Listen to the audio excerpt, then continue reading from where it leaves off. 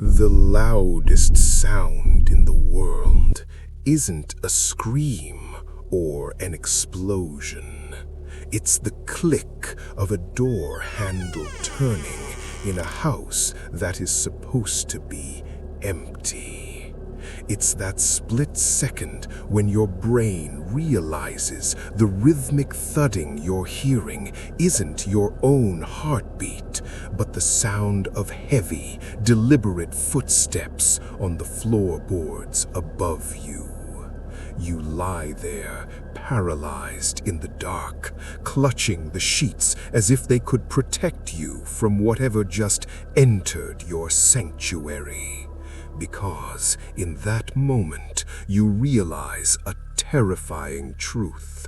Your home is no longer yours. It belongs to the person standing at the end of the hallway, watching you breathe. To understand how I ended up trapped in my own attic, praying for the sun to rise, you have to understand the life I lived before the silence was broken. My name is Elias, and for 3 years I lived in a secluded, mid-century house on the edge of the Blackwood Forest. It was a minimalist's dream: large glass windows, open floor plans, and miles of nothingness between me and the nearest neighbor. As a freelance architect, the isolation was my fuel. I spent my days drafting blueprints and my nights lost in the quiet hum of the forest. My house was a fortress of glass and steel, equipped with motion sensor lights and a high-end security system. I was the king of my own little world, convinced that as long as I kept the curtains drawn, the darkness outside stayed outside. But the darkness doesn't always come from the outside. Sometimes it's already there, waiting for the right moment to shift. It started during a particularly humid Tuesday in July. I came home from a quick grocery run and found the front door unlocked. I was certain I had turned the deadbolt. It was a habit as natural as breathing, but I brushed it off as a lapse in memory. Then the small things began to drift. A glass of water left on the kitchen island would be empty by the time I returned from the bathroom. The smell of a cigarette, unfiltered and stale, would occasionally waft through the vents, even though I've never smoked a day in my life. I told myself it was the old ventilation system, or perhaps the previous owner's scent lingering in the wood. But then came the night I found the basement light on. I hadn't been to the basement in weeks. I stood at the top of the stairs, staring into the yellow glow reflecting off the cold concrete, and for the first time in 3 years, I felt a stranger in my own home. I stood there for a long time, my hand hovering over the basement light switch. My mind was racing, trying to find a logical explanation for why a light I hadn't touched was now illuminating the dark corners of my home. Was it an electrical surge, a faulty switch, or had I simply walked down there in my sleep? The question was no longer about a misplaced key or a strange smell. The question was, how much of my own home was I actually controlling? I flipped the switch, plunging the basement back into darkness, but the shadows felt heavier, as if they were resenting me for cutting off their view. Over the next few days, I entered a state of constant self-doubt. I started taking photos of my rooms before I left for work, trying to catch the house in a lie. I would stare at the photos for hours, comparing the position of a chair or the angle of a book on the shelf. I felt like I was losing my mind, gaslighting myself into believing that the world was shifting around me. I told my friends over the phone that I was just tired. I laughed it off, but every time I hung up, the laughter died instantly, replaced by the crushing realization that I was afraid to turn my back on an open doorway. Deciding that I needed answers to ground my sanity, I began digging into the history of the property.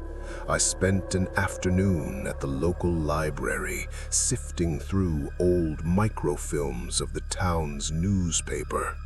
What I found wasn't a ghost story, but something far more grounded in human depravity. Case file 1982B described an incident involving the original builder of the house, a man who had been obsessed with efficient living. He hadn't just built a house, he'd built a labyrinth of hollow walls and hidden maintenance tunnels that weren't on any official blueprints. The report mentioned a police search for a missing person that ended abruptly when they couldn't find any physical evidence of foul play. The lead investigator had noted an unusual acoustic resonance in the walls, as if the house was designed to carry sound from one room to another without the source ever being seen. The knowledge of those hidden tunnels changed everything. Every time the house creaked, I didn't see it as wood settling anymore. I saw it as a physical movement within the skeletal structure of my home. The escalation was rapid. One night, I was sitting in my office when I heard a faint, rhythmic scratching coming from directly behind the drywall. It wasn't the frantic scuttle of a rodent. It was slow, deliberate, and it followed the exact height of a human hand. I pressed my ear against the paint, and for a split second I could swear I heard the sound of heavy, congested breathing on the other side. My heart hammered against my ribs like a trapped bird. I wasn't just living in a house with a secret. I was living inside a predator's ribcage. The realization that I was being hunted within my own sanctuary hit a breaking point on a stormy Friday night. I went to the kitchen to grab a knife, intent on finally cutting into the drywall to see what was behind it. But when I opened the drawer, every single blade was gone. My cutlery, my heavy chef's knives, even the small paring knives, all missing. In their place was a single folded piece of paper. I opened it with trembling fingers. It wasn't a note, it was a hand-drawn map of my bedroom with a small red X marked exactly where my pillow rested. I ran to the front door, desperate to escape into the rain, but the deadbolt wouldn't budge, not because it was locked, but because someone had jammed the mechanism from the inside with broken bits of metal. I was no longer a homeowner. I was a prisoner in a glass cage. The psychological breakdown was absolute. I retreated to the only room with a solid oak door, the master bedroom, and pushed my heavy dresser against it. I sat in the center of the bed, the maps and the history of the house swirling in my mind until I couldn't tell what was real and what was a hallucination born of terror. Every shadow in the corner looked like a crouching figure. Every flash of lightning revealed a silhouette in the trees that seemed to be moving closer. I realized that the intruder didn't just want to hurt me. He wanted to consume my sanity. He wanted me to know that nowhere was safe, not even the inside of my own head.